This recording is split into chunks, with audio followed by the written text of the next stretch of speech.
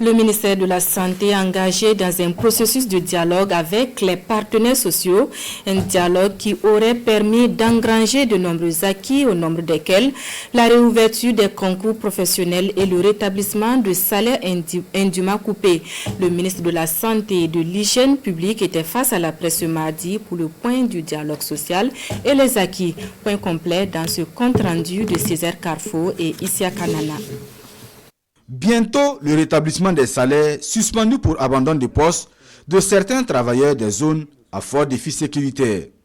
L'information est ici livrée par les ministres de la Santé, des Ressources animales et de la fonction publique.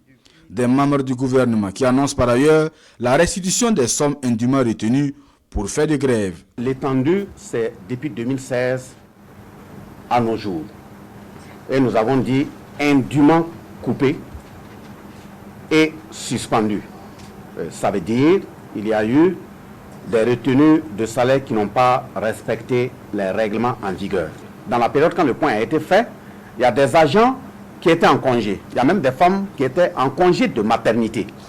Donc quand on se retrouve dans de telles situations, voulant réparer le corps social, il est essentiel qu'on prenne un certain nombre de mesures.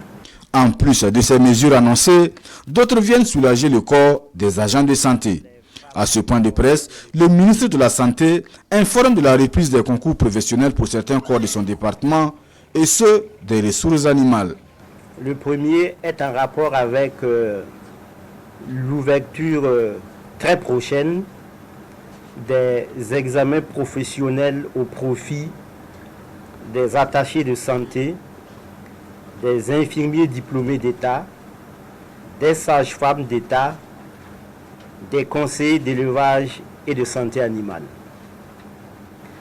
Le deuxième point est en rapport avec le rétablissement des décorations retirées pour fait de grève aux travailleurs au cours de l'année 2019, la déclaration des contractuels des districts sanitaires à la Caisse nationale de sécurité sociale, cela afin de régulariser leur situation.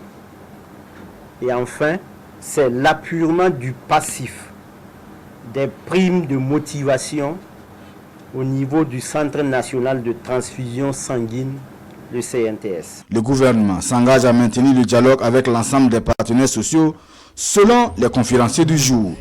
Il annonce également le redéploiement des fonctionnaires dont les postes sont fermés pour cause d'insécurité.